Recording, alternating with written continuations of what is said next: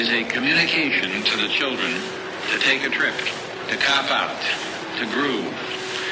The psychedelic jackets on the record albums have their own hidden symbols and messages, as well as all the lyrics of all the pop rock songs. And they all sing the same refrain. It's fun. This is a special request. We don't want you to smoke genetically modified ganja. We want you to smoke the real thing. We want you to smoke the natural herb. Some call it marijuana, some call it sensimedia, some call it lamb's bread.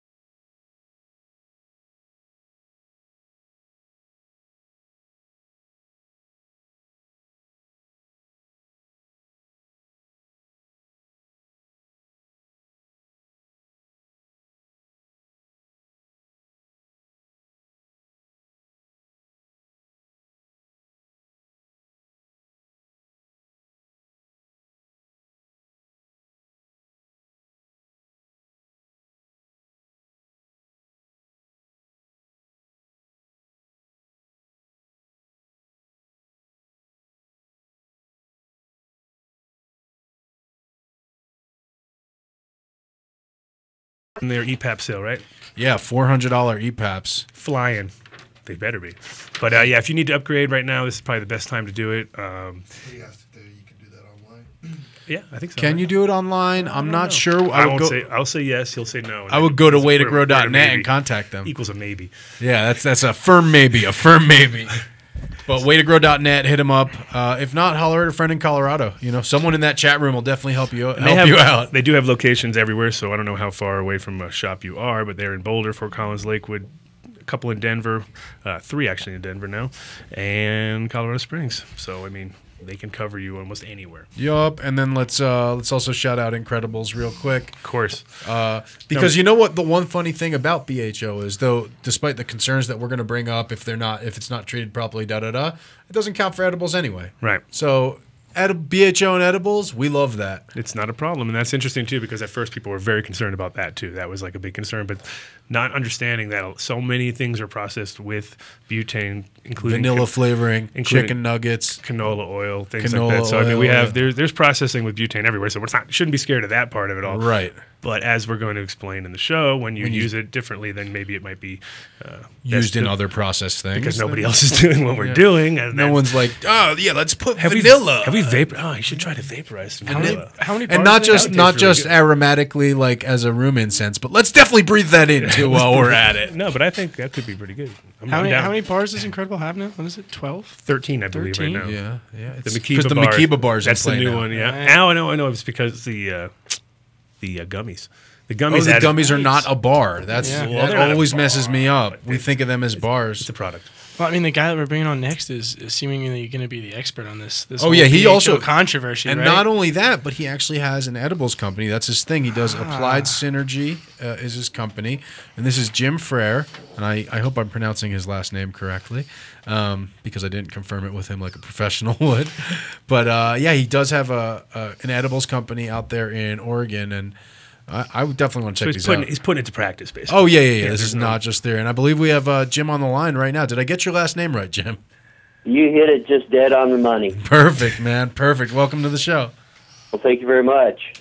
Well, we got about 4 minutes in this segment, Jim, and I want to go through kind of what we had discussed as far as your personal history, when you started extracting cannabis, and what you were doing academically at that time, and how those kind of two paths ran in parallel to bring us to right now.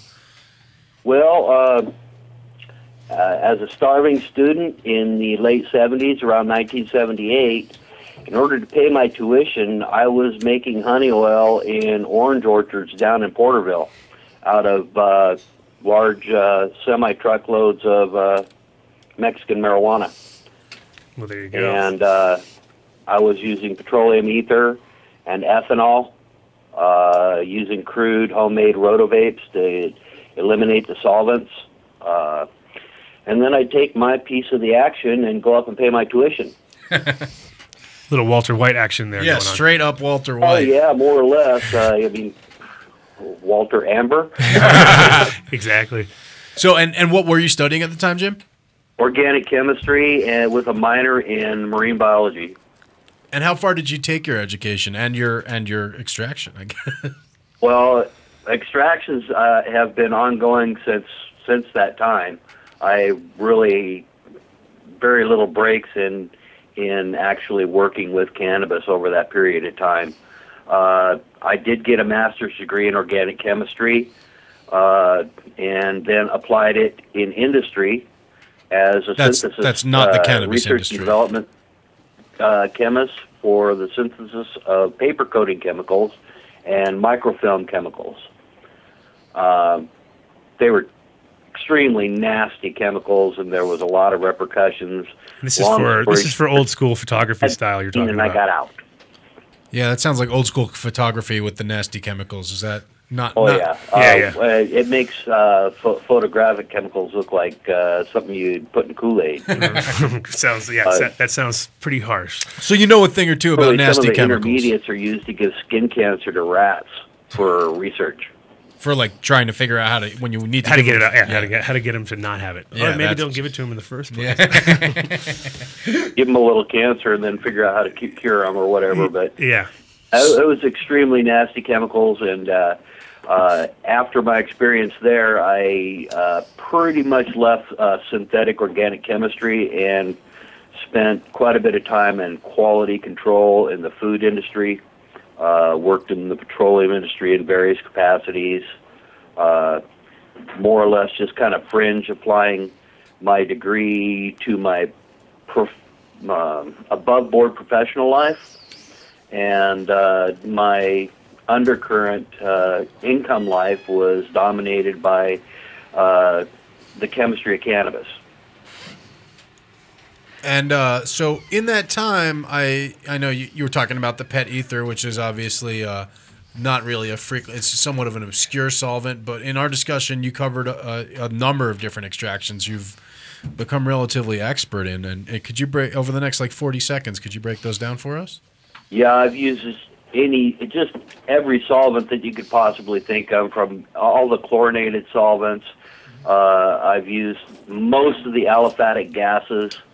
I've used some pretty obscure methods, a brine boil of raw material to get the resin to float off.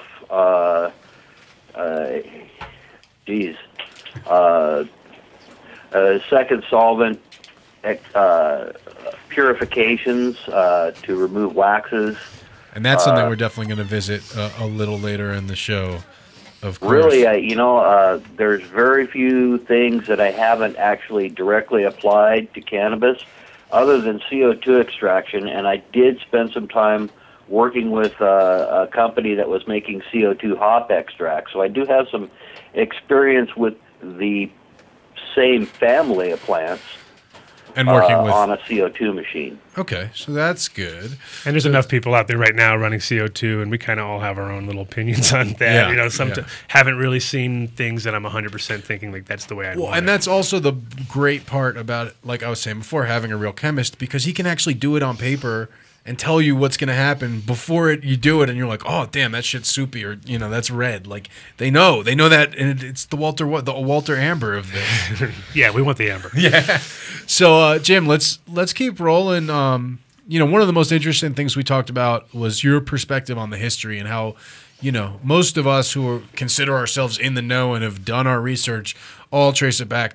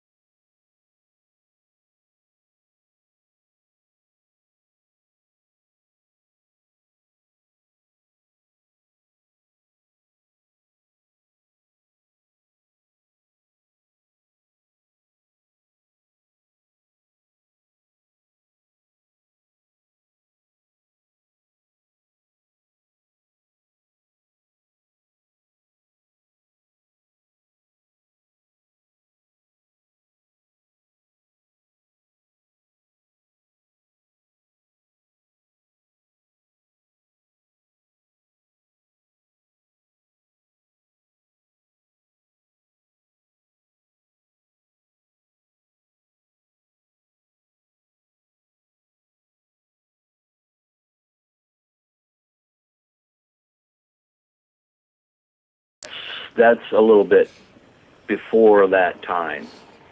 As far as I know, using volatile gas for extraction, the earliest that I could remember it was in the early 90s with a moderator on a forum called the Shroomery. And the original concept of packing a PVC tube full of cannabis and blowing lighter fluid over it came out. And that's the earliest, really, that I can think of volatile gas being mentioned. So before that, everything was a solvent. Like alternate. And before the volatile gas era, which seems it certainly we're in. How would you classify sort of what was going on? From say 18. When was that patent medicine age? Like the 1800s. 1800s till Prohibition. Okay. I would characterize them as being largely ethanolic extractions with a secondary body of ether and chloroform extractions. And so the ethanol extractions, I don't know when those modern techs have started to come around, but the quick wash ethanol and that coming from the quick wash isopropyl techniques, which have been posted on the internet for, I got to say, probably at least 5 years now. But were these sort of like longer soaks, what we would call an alcohol tincture, or was this, something? These guys at Stockslit, their products, they were stripping them out, and it was a green. We actually have a caller on the line. You want to just caller? Did we just lose him? Did we lose him? No, he's still on. Oh yeah. On. Hey, can you just to give us tell us who you are? You're on the Adam Dunn Show, by the way. Hello. Hello. Caller, are you with us? I'm with you. No, we know you're with us. We had a caller, but new caller, not with us. Okay. No, disappeared. Okay, sorry. All right, sorry. So let's continue down this path, Jim. So so it's the 1800s. They're doing what? They're soaking raw flour, dried flour, anything? Dried flour, for the most part, dried flour. Back in the 1800s, they had no idea what was even going on. Their potency test was to give drams of extract to dogs until they became catatonic. Is that where we get the term catatonic from? Catatonic, yeah. Oh, catatonic is kind of like a play on that. Okay. But yeah, it's catatonic. And so they would just give it to dogs until they basically were too edibled out and they're laying on the ground. Until they just couldn't move, and that was how they judged potency. How many drams of extract? So did they label it in like oh, this one's a 3-dog lick, or like yeah, this is basically this is 3 drams on an 80-pound dog, so that was some good stuff. Wow, that's how we need to start doing our potency lab. Dram per weight per dog. That's good. That was 3 dabs on Adam on a Friday night. Like, it's an interesting method. That's basically all I can say. It's an interesting method, and we don't need dogs though. We can do it ourselves. That's the best part. We just have test subjects. We just have a certain name of a certain person who that becomes the test subject. So yeah. Having had an edible company for quite a while and dogs who love my products, I'm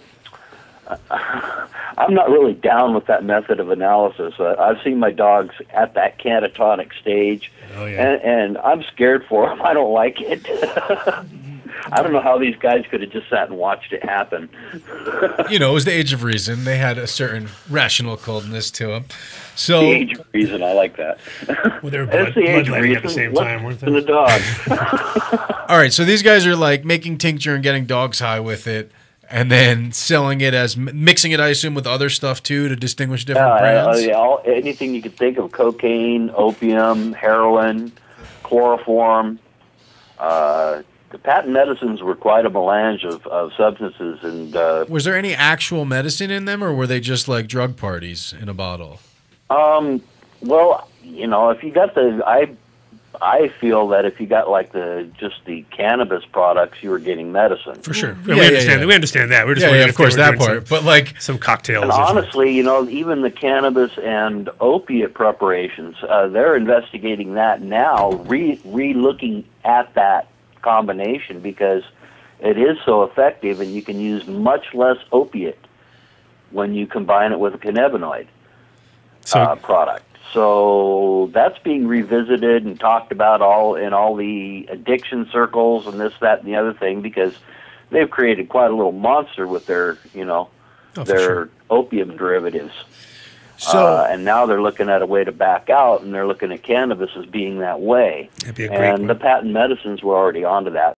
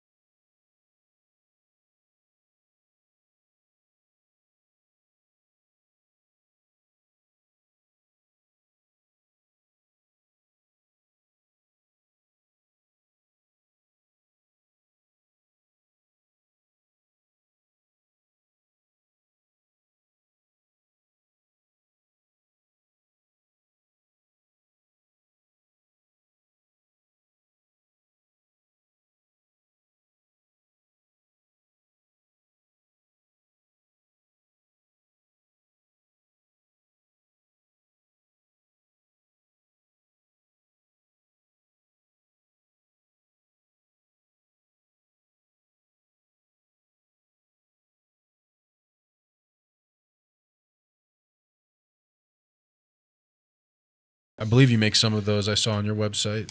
It does cross over into topical applications because,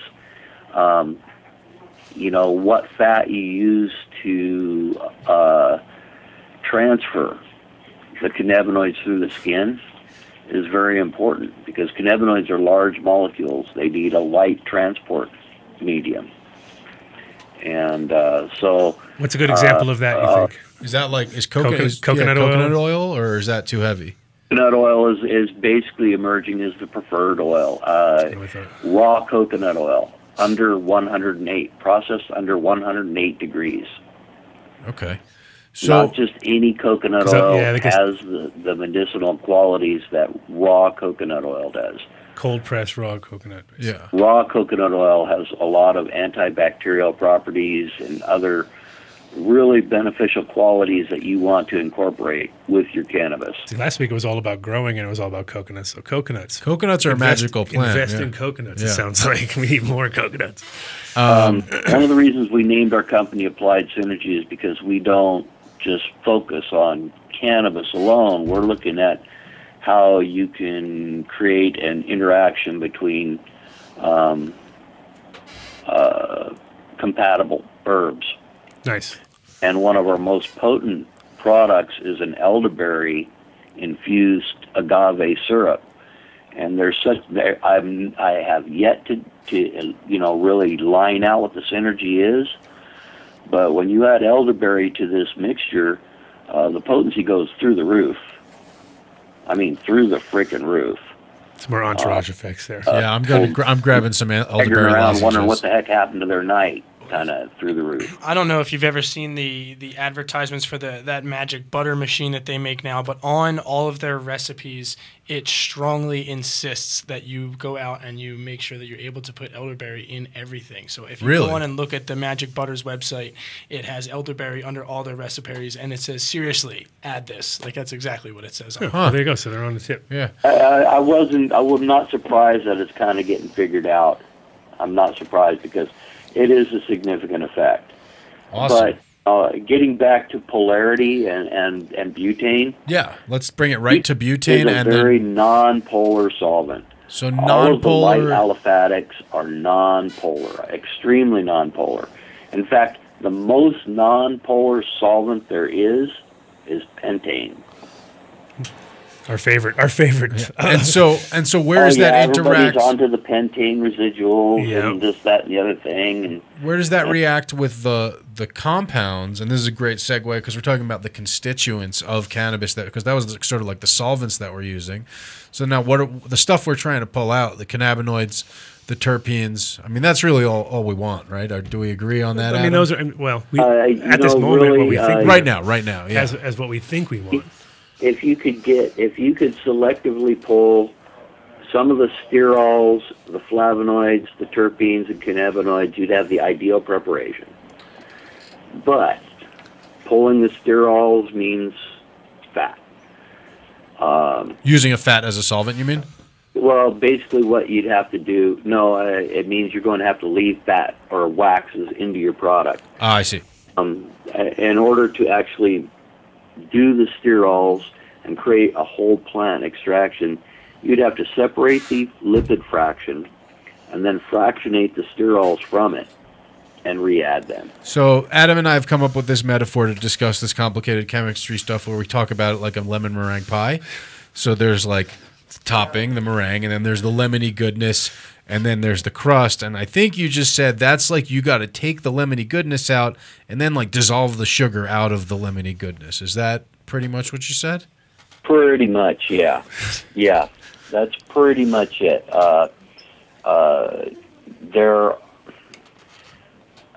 There are several really important medicinally applicable compounds in the fats that should be included in some way.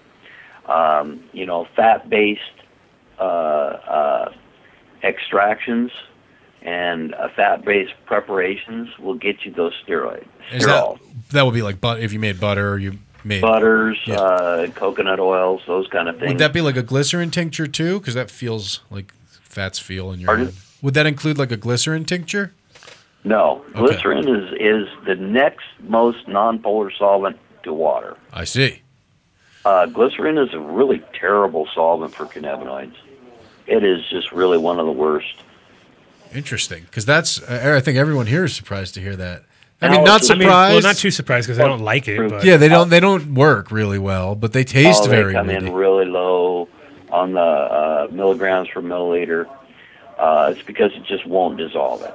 I mean, you can let it sit for months and months and months, and it's going to reach the point where it's saturated, and it's not going to do a damn thing more. Interesting. Yeah, and usually long-term storage of things like that. Like I've seen some stuff that was stored for over a year, and it just picks up on that that nasty side of it all, really, too. Because the longer it sits, and the longer it sort of breaks down. And if it was anything in there to begin with, that wasn't really, unless it was just a bomb product all the way through. But it seems like it picked up all the nasties on the end. Yeah, I do believe that there may have been a 10 milligram per mil, but I think that most glycerins run around 4. Right. Okay.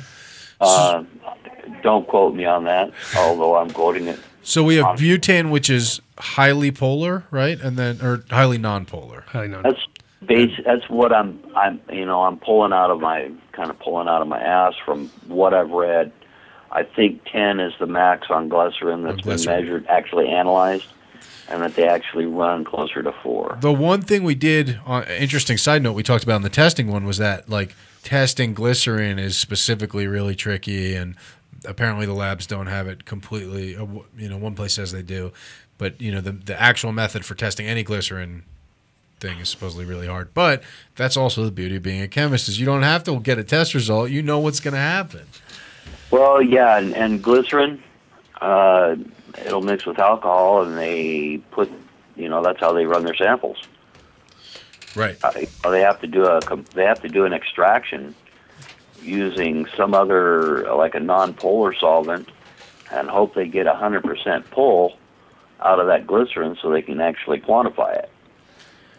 So that's But okay. if you just add it directly to ISO or a reagent ethanol that they usually run, the glycerin's going to mix right with it. So that's where they have the problem running glycerins. So leaving glycerin, because it seems like it's not the solvent we're looking. I guess this is almost like the quest for the Holy Grail. This solvent, is not right? the solvent you're looking This for. is not the solvent we're looking for, right? Definitely not. So, Really, the solvent you're looking for like a tincture delivery is ethanol. and I mean, even for any, because we were kind of talking about, okay, so we're looking for the cannabinoids, the terpenes, the flavonoids, and then, oh man, I already forgot the other compound you said, Jim. The sterols. There we go. Sterols, yeah.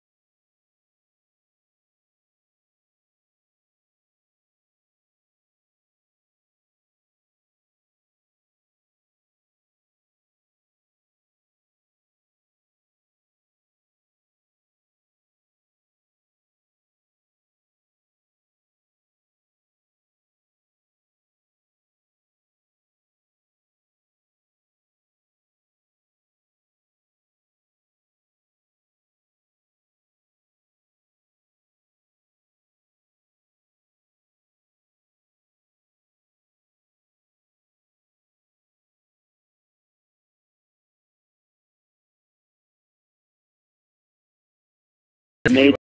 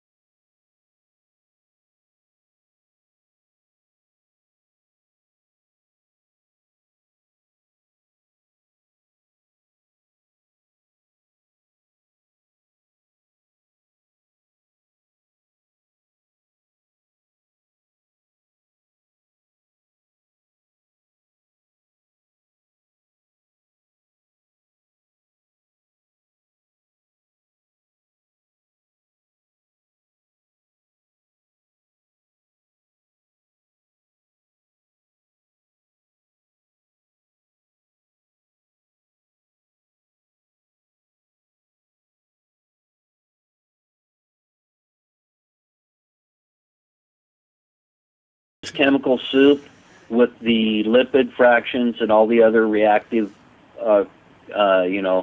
acid forms and other things that exist in the plant. And you've also bypassed all of the polar protective substances that are in the plant. Right, the battery packs. One of the terpenes in cannabis is guaiacol, or one of the substances in cannabis is guaiacol.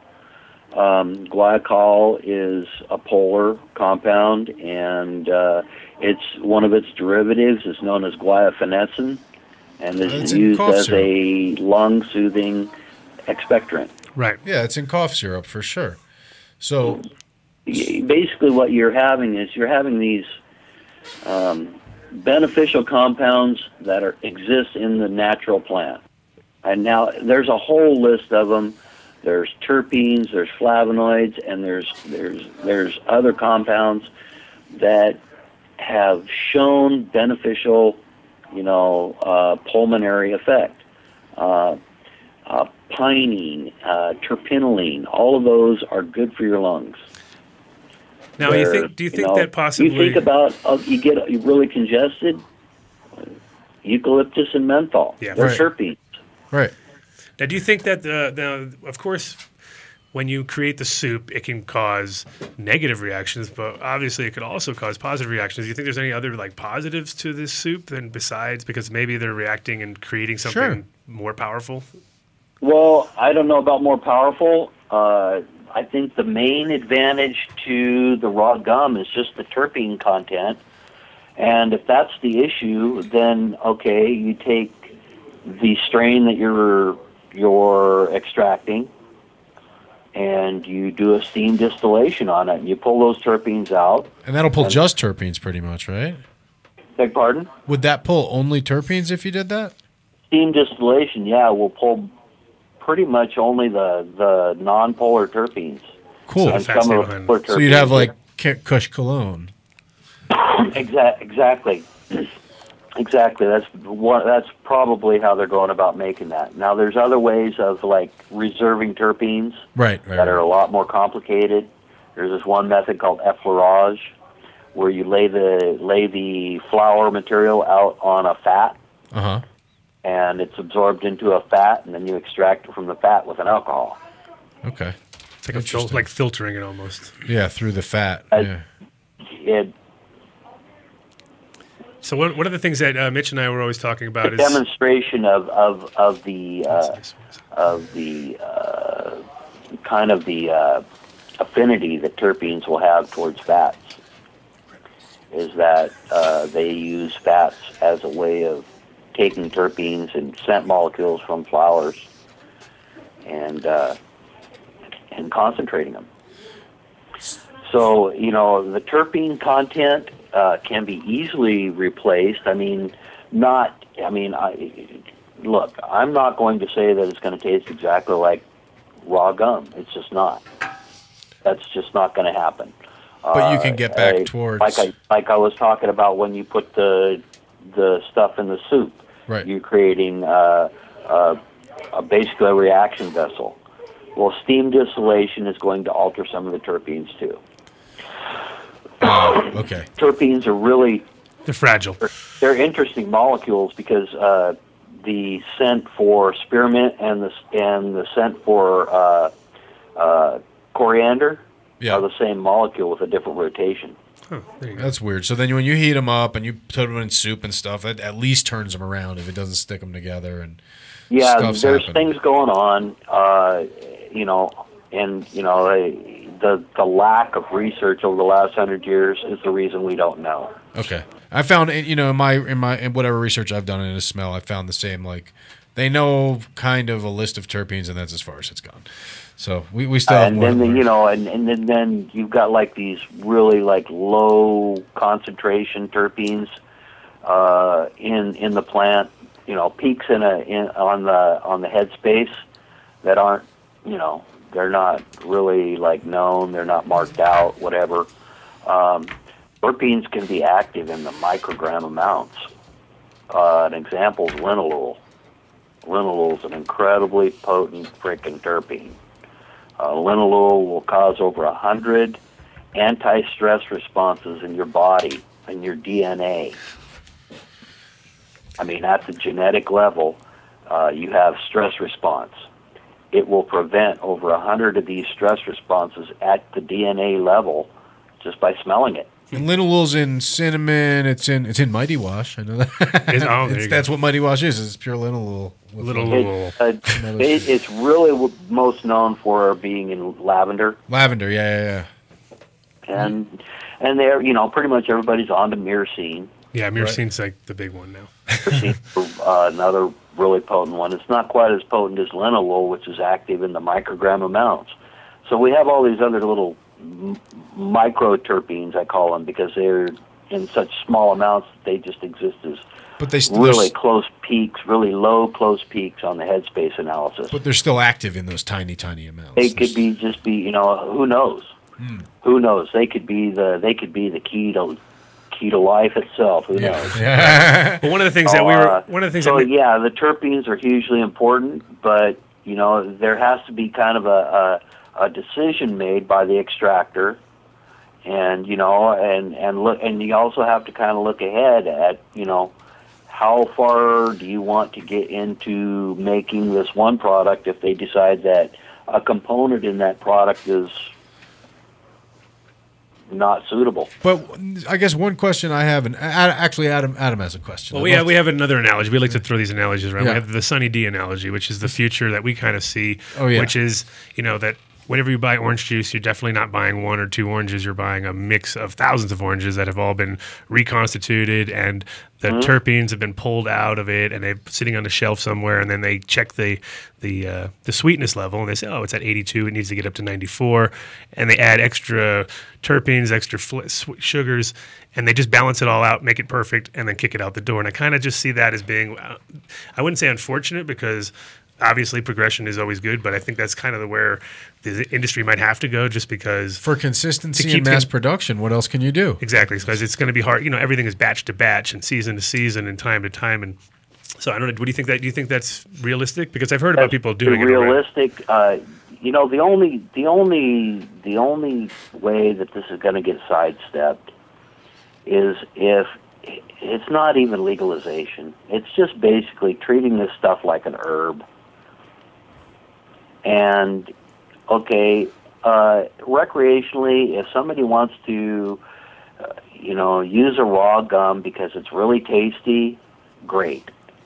I have no problem with it. As long as they're aware, which is why I'm even talking about this, is because people just need to be aware. Well, it's like a beer or a pack of cigarettes. There's a warning on that thing that, this is going to be pretty fun. Yeah. But it comes with a price. Exactly. And people are totally down with it. I'm not trying to, I don't hate the extract industry. I don't, none of it. I personally, I don't really care for extracts myself. I get everything I need from really old school block hash, which everybody makes fun of that. It makes me a dinosaur, but I don't care. I like it. Everyone in this room, pretty much, that's our unanimous old school, not even new school, but like old school hash is what it's about. Alfie pulls something out of his pocket. I think dry sieve or something. Yeah. Dry sift is to us. It's the Holy Grail. It's what it's about. Yeah, and we all understand that the difference between it too. So I was getting a hold of some really good old school pressed hash, and at one of the dispensaries we worked with, it sat on the shelves until it was gone and was the highest potency that they had on the shelves in the cities. I mean, well done. It's can be as high potency, and now people are doing it to the quality where it can be pressed even and dabbed straight up, no problem on an e-nail. We got another caller. Actually. We got a call coming in. I do have one question as our caller comes in here. Actually, let's get caller on the line, and we'll patch it in on the end. Hello there. Welcome to the Adam Dunn Show. Who are we talking to? Hey, this is Ash. What's up, Mitch, from New York? Hey, what's going on?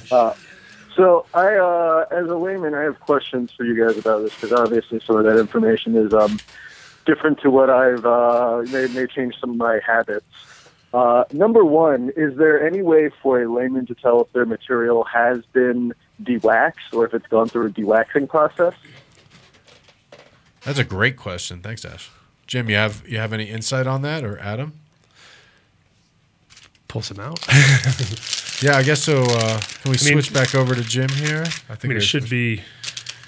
Yeah, so that's de-waxed. And we don't have any unde-waxed, but you can kind of tell by when you handle it, it gets sticky when it warms up. Right. When it's not been de-waxed, it stays kind of stays in that stable, soupy, right? Like, sort of. What do you think, Jim? Jim, are you with us? Chris is trying to connect us back to Jim, but so yeah, kind of describe the difference, Adam. Like before you de-wax it, it's like what? Well, I'm not a good de-waxing expert myself because I'm not a hash maker. So, but I mean, I can tell you can usually tell on the finished product. I mean, a lot of times it's the stability of the product to begin with. I mean, that's also one of the things key to like the reason why it was so hard for people along the way is just the handling of it. I think. Jim, do we have you back on the line? No. No, Jim. We lost our knowledge. We lost our brain. Chris is we're just running around. We're a body without a brain now. Chris is trying to make the connection. I mean, that is the part of why they need to get not to be scared of and overregulate it. They just need to kind of get people to get quality products out to people. That's where it all goes wrong, I think, is when they try to if they go underground with it. Right, if you make oil illegal, it's a big problem. Yeah, because no one's going to want to go. No one's going to be de-waxing and in black market or go through the extra step. So I mean, unfortunately, since you're in the East Coast and probably not going to have access to the best, the East Coast guy. Yeah, East Coast, New York. Yeah, exactly. So until legislation comes through in the near future. Really? Yeah. So you should holler at Pinsky. Did you call him? Did he call all his people? Yeah, sure. You're not getting your answer until you do what Pinsky said and call Governor Cuomo and call your representatives. So do we have Jim back on the line? Yeah. Oh, Jim, excellent. So can you answer us again for our caller the difference between what a de-waxed... Visually, how he can tell. Can a consumer tell if their product's been de-waxed in any way? It's a tough one. Yeah, I know the difference, but describing it's hard. Oh, that's an interesting question. For the most part, every de-waxed product is amber. As opposed to black. As opposed to being a pale yellow. Okay. So less gold and more towards that copper sort of color. For the most part, yeah, that's amber. Products are not. They're sappy. Oh, they are sappy. So they can be sappy. They can be made into pole snap taffy. Uh-huh. It takes a really thin, extended thin purge. When you use ethanol, there's a certain, unless you use an absolute, there's certain water, 5% water. If you're using Everclear, for example? Yeah, that takes quite a while to get that to purge away from the rest of the resin, so it'll stay soft and not go to a pole snap state. It takes quite a bit of extended vacuum time at a very thin layer. So, Jim, really we do hard or into